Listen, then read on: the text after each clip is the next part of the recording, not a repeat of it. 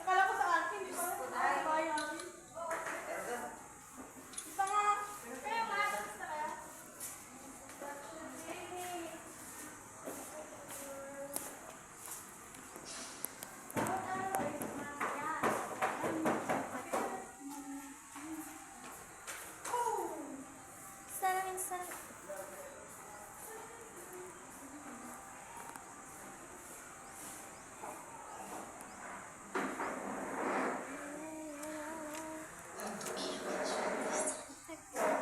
Nagbahan ka siya? Uwi ka? Uwi ka? Kakarinig pa lang, uwian agad kinaano na. Hindi ako uuwi. Nagbahan na ako eh. Kahit umuwi ka pa. Wow. Matapang ka. Uwi tayo siya. Uwi kayo. Magpasundo tali siya. Baka mauna pa ako makauwi sa bahay. Yabang. Tagal mo naman? Angas mo. Ah, Ha? angas mo. Na? Wala! Oo, maangas ako. Narinig ko pala. Ay, Diyos ko, mga Pilipino kayo. Hindi ah.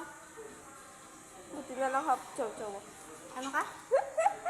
Half ano ako eh. Half. Oh, tamot tatanungin mo pa, narinig mo din. Ako, kako. Narinig mo sinabi ko. Hindi. Very good. Half Very aso? good. Half. Ay, baka si Ashley. Kamusta ka naman? Hello. Relax. Relax ka? Na-revise na yung inyo? Wala nga akong alam. Wala nga akong update sa research na. Pero nagchat-chat sa GC. Wala. Ako din eh, hindi ako nagchat-chat sa GC. Ang tahimik ka. Sa amin din, kahit na galit-galit pa si mama kahapon. Bakit? Tutok daw ako masyado maghapon sa laptop. Hindi pa nga ako tapos. So, nahihilo nga ako, hindi ako nakapag-church kahapon. Kasi, Ala ka. as in, simula Sabado, parang sinisinat ako. Tapos, linggo ng umaga, para kung lalagnatin, nahihilo ako na nagpabiping ako kahapon, 90-70. Yun, hindi ako nakapunta. Tapos, sumakto pa sila yung Laptop. laptop na yan. Pwede na.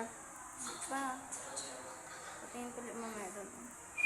Saan? Hapon pa pero, hanggat pag hindi siya pwede mamaya talaga, patingin ko lang doon. Bago. Or laptop. So, wala pa akong pera pang paayos. Kailangan. Kaya nga eh, hindi ko man lang